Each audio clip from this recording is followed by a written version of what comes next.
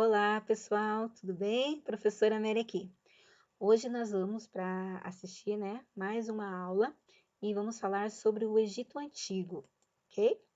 Vamos lá então. O Egito é uma dádiva do Nilo. O que isso significa? Significa que graças ao Nilo nós conseguimos, a humanidade então vai herdar o Egito. Como assim herdar o Egito? Porque o povo egito, eles vão criar inúmeras áreas de conhecimento que vai ficar para a posteridade, que vai ficar para nós. Por isso ela é considerada uma dádiva, um presente. E tudo isso aconteceu graças à existência do Nilo. Vamos entender o que isso significa? Nós temos aqui nessa imagem o cotidiano do povo egito. Então vocês podem ver aqui, a agricultura, Aqui nós temos as embarcações, o mar, aqui a pesca, aqui o cotidiano dos egípcios e os deuses egípcios, que eram representados aí por cabeças de animais. A crescente fértil. Assim como a Mesopotâmia, o Egito também fazia parte do crescente fértil, devido ao fato de o Nilo cortar o Egito. Então, ele faz parte também dessa região aí chamada crescente fértil. A geografia. O Nilo localiza-se, ou melhor, o Egito localiza-se no nordeste da África, onde o rio Nilo representa um oásis no deserto. Aí nós vamos ter o norte, onde fica o Baixo Egito, delta do Nilo, e o sul, onde fica o Alto Egito, que é o deserto da Líbia e da Arábia. Aqui novamente nós vamos ter então um mapa que indica o Alto Egito, o Egito Antigo, o Baixo Egito e o Alto Egito, cortados pelo rio Nilo. Evolução política. O período chamado de pré-dinástico, ele acontece entre 4.000 a 3.200 a.C. Nessa época eram os nomos, que existiam, que eram formados por clãs independentes, eram famílias, assim, famílias com numerosos integrantes, era uma família bastante grande, e quem comandava eram os seus anciões, as pessoas mais velhas. E a ligação deles era por parentesco, não havia uma centralização política, era uma descentralização política. E não havia a existência do Estado. O Estado ainda não existe nesse período aí dos novos. Nós vamos entender aqui de uma forma melhor como é que se desenvolveu isso. Então, nós temos lá um período pré-dinástico, que é antes da dinastia. Nesse período pré-dinástico, nós vamos ter os nomos, que foram divididos entre Reino do Norte e Reino do Sul. Esses dois reinos eles foram unificados pelo primeiro faraó, chamado Menés. Então, Menés ele surge como faraó e ele vai unir os dois reinos. E a primeira capital do Egito, então, é Tinis. O Antigo Império ele surge entre 3.200 a 2.300 antes do nascimento de Cristo. Como eu já falei, o faraó Menés ele vai unir o Reino do Norte e do Sul. Ele vai fazer uma centralização política e territorial, unindo os dois reinos, e cria então agora o Estado do Egito. Até então não era Estado, eram nomos. A partir de agora, com o governo de Menés, nós vamos ter o Estado do Egito. Essa centralização política que vai surgir o Estado, ela vai acontecer graças a Menés, porque ele vai unificar os dois territórios, vai surgir o Estado, e o Estado, ele surge, ele está colado com o quê? Com a produção, tanto o faraó como seus ministros, eles vão ter o poder e função de plantar, cultivar, colher e distribuir, e isso vai levar à formação de um Estado absolutista e teocrático. O faraó torna-se, então, poderoso e soberano. Daqui a pouco a gente vai entender o que quer dizer Estado absolutista e teocrático. Quais são as características do Egito nesse momento? Como eu já falei, a primeira capital do Egito era Tinis, um estado teocrático. Construção das pirâmides, foram construídas várias pirâmides, mas entre elas, as mais famosas é Quéops, Kefren e Miquerinos. Houve um confronto entre o faraó e os nomarcas, e os nomarcas, levaram o Estado a entrar, e devido a esse confronto entre os dois, levaram o Estado a entrar numa crise. E os nomarcas retomam o controle político. Então, o faraó ele acaba perdendo o seu poder. Aqui nós temos uma imagem que mostra como era o processo de construção das pirâmides. Ó, observe que são escravos, né? Como eles puxam, né, no deserto, né, esses gigantes blocos de pedras, né, através das cordas, para construir as pirâmides. E aqui nós temos, né, toda uma engenharia, né, de como foi feita as pirâmides, lembrando que não havia argamassa na época, era uma pedra sobreposta sobre a outra.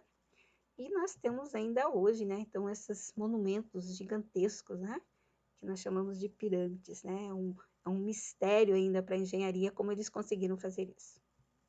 Aqui nós temos outro monumento, né, a Esfinge, Decifra-me ou Te Devoro, também criada, né, pelo povo egípcio. O Médio Império. O Médio Império é entre 2000 e 1750 a.C. Ele começa com a desintegração política do poder dos monarcas. Lembre que agora os monarcas já vão perder o seu poder, né? Ao contrário do que aconteceu antes, eles perdem o seu poder.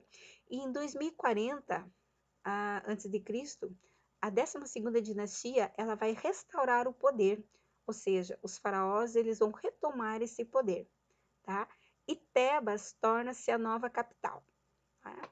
Nós vamos ter a expansão imperialista, né? Essa expansão vai fazer com que o Egito ele consiga mais terras, riquezas, escravos e com isso o poder.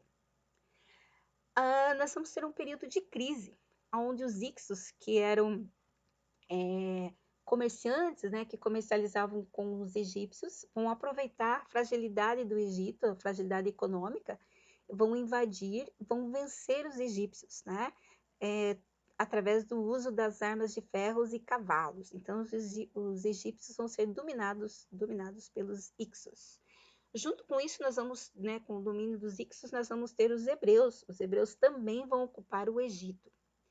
Só que graças ao nacionalismo egípcio, eles vão se unir e eles vão ser estimulados por Amoses I, né, o faraó Amoses I, e eles vão conseguir retomar o poder, né? Vão expulsar os Ixos e vão escravizar os hebreus por mais ou menos aí 400 anos de escravidão. Novo Império. O Novo Império ele acontece entre 1580 a 622.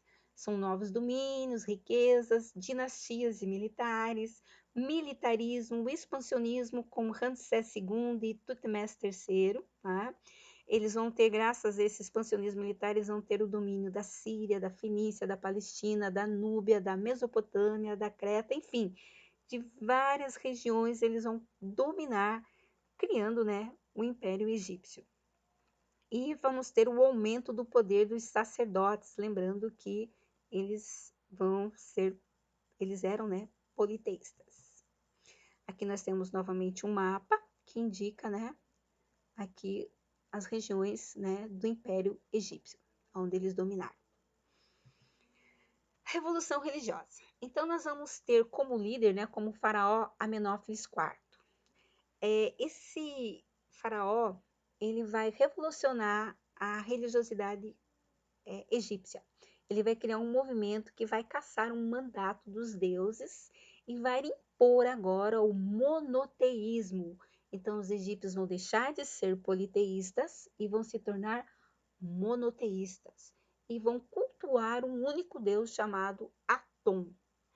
Amenófis, de olho nas riquezas, né, dos impostos, né, que os egípcios contribuíam para os sacerdotes, de olho em toda essa riqueza, ele vai se declarar representante direto de Deus. E aí ele vai passar a se chamar Akhenaton, tá? Então ele vai deixar de ser Amenófis e vai se tornar Akhenaton.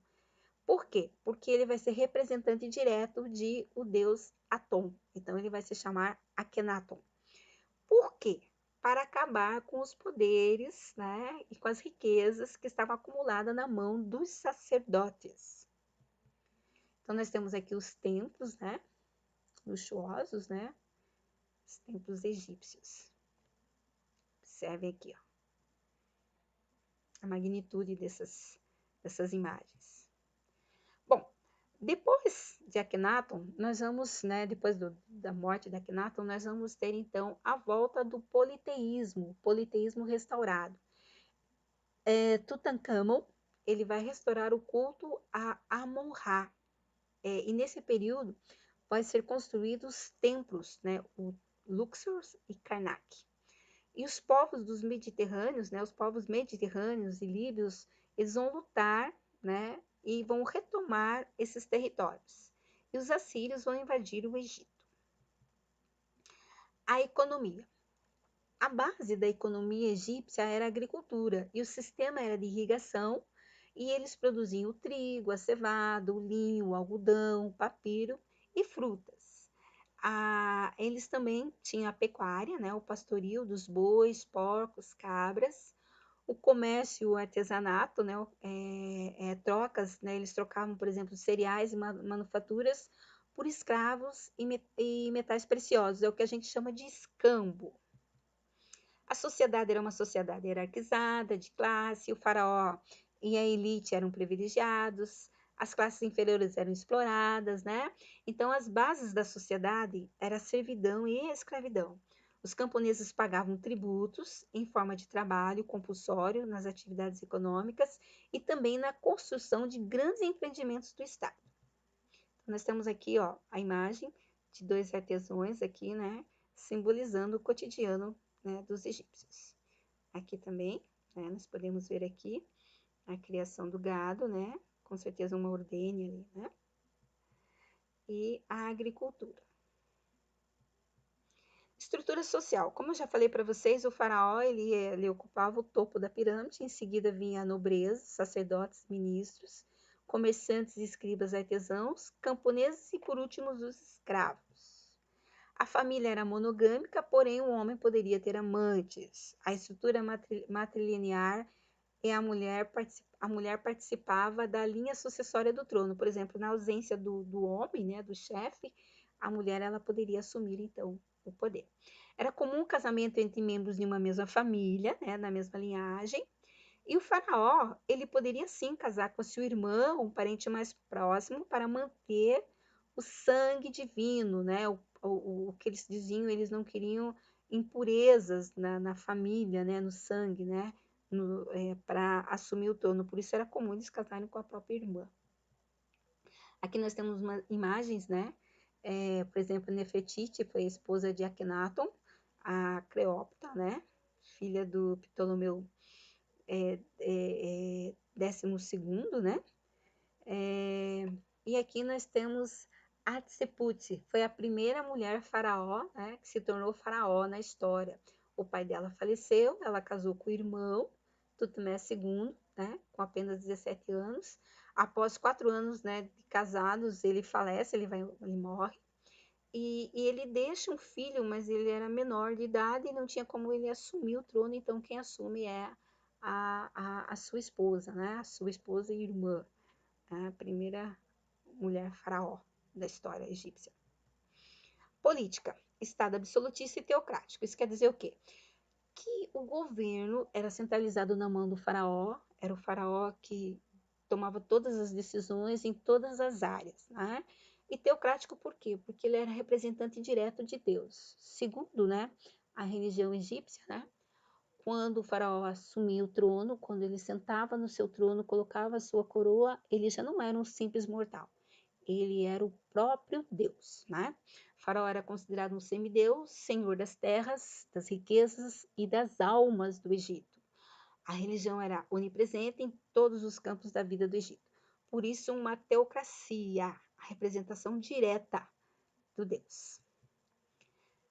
As características da religião: politeísta, a base ideológica era deuses, né, o poder de deuses, antropomórficos, ou seja, era uma mistura de Deus e ser humano. O faraó, quando subia ao trono, não era um simples mortal, mas representante direto de Deus. O zoomórfico, representado por animais, né, por cabeças de animais, e a mistura do antropozoomórfico seria Deus, né, representado por um ser humano, com cabeças de animais. e acreditavam na ressurreição, na vida após a morte. Nós vamos destacar aqui alguns deuses importantes. Por exemplo, Ísis era a deusa da vegetação, da magia, do mistério. Osíris era o juiz, também deus da fertilidade e da ressurreição. Hathor, representado pela cabeça da vaca, era o amor, deus do amor e da felicidade. Anubis, um chacal, né, representava a mumificação. Horus, o falcão, justiça. Amon-Ra, deus sol. Atom, deus sol e disco solar. Heranças são as obras faraônicas representavam o poder do faraó. Por exemplo, as pirâmides, os templos, as esculturas, né? As pinturas que representavam o cotidiano dos mortos, utilizadas nos templos, as esculturas estáticas e sem emoção, a literatura ligada à imortalidade. Então, foram as heranças deixadas aí pelo povo egípcio. A medicina, eles desenvolveram a anatomia e a propriedade medicinal de ervas, então eles eram conhecedores das ervas medicinais. Matemática, utilizavam-se de cálculos, né? Não é à toa que eles construíram as pirâmides, utilizavam o sistema decimal, criavam as bases da geometria, de cálculos, usando calendários lunares, né? Os egípcios eles acompanhavam os ciclos das cheias e a vazante do rio. Por isso que eles tinham, assim, era comum eles terem uma plantação e uma colheita abundante, né? Porque eles eram conhecedores, né, do calendário lunar. A escrita deles era hieroglíficas, formadas por sinais, ideogramas, que representavam ideias, conceitos e objetos. Aqui nós temos um modelo, né? São vários sinais que representam uma ideia. Embalsamento. Era comum, por exemplo, eles acreditarem na vida após a morte, por isso eles levavam tão a sério essa questão do processo de mumificação. Então havia o processo dos ricos e dos pobres. Vamos ver aqui como é que era dos ricos. Os ricos a gente vai falar agora assim de uma forma especial dos faraós. O faraó, quando ele morria, né, ele era levado, né, para o processo de mumificação e eles usavam ferro curvo. Esse ferro eles extraíam através das narinas deles, eles puxavam o crânio, né, a massa cefálica, eles puxavam ali e tiravam todo o crânio do faraó, né?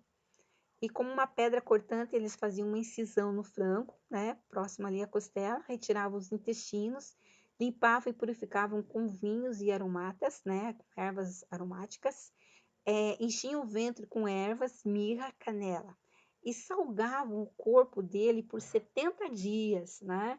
É como se fosse um sal grosso aí para quem gosta de carne de sol, pode imaginar do que eu estou falando. Então, por 70 dias ficava lá o corpo do faraó. Né? Aqui nós temos a imagem, né? Do deus ali fazendo todo o processo, né? De mumificação do faraó, representado ali por um chacal. Eles lavam o corpo, enrolam com linho fino, né? As múmias que a gente conhece, né? Eles colocam num estojo de madeira e decoram, né? Numa madeira decorada toda bonitinha, lá onde vai ficar o corpo do faraó. Já os pobres, eles não tinham assim toda essa pompa. O que acontecia? Eles desinfetavam os intestinos, colocavam sal, né? Por 70 dias e entregavam o corpo para a família. Tá? Então não havia todo um processo como acontecia lá com o faraó e a família do faraó. E sem contar que o corpo do faraó, assim como toda a sua riqueza, eram depositados nas pirâmides. Então as pirâmides serviam, né, como túmulo dos faraós. A primeira coisa que um faraó fazia quando assumia o governo era mandar construir a sua pirâmide, né? E aqui nós temos algumas imagens das múmias, né, encontradas. Podem observar assim que elas estão assim quase que em perfeito estado, né? A gente pode perceber aí a pele, né, a composição, né, dos dentes ali, das narinas, bem interessante, né? Essa é a múmia do faraó, né? Hatshepsut, aquela é Hatshepsut, que é a primeira faraó mulher, né, na história. Muito bem, pessoal, então foi isso, né? Espero que vocês tenham gostado, tenham entendido, né? E eu vou me colocar aqui à disposição de vocês no chat, eu vou estar lá esperando vocês com suas dúvidas. No Google Classroom, vocês vão ter as atividades que vocês precisam desenvolver e eu conto com vocês lá, tá bom? Qualquer dúvida, vocês podem me procurar também no grupo, no meu privado, eu vou estar lá para ajudá-los, ok? Até a próxima!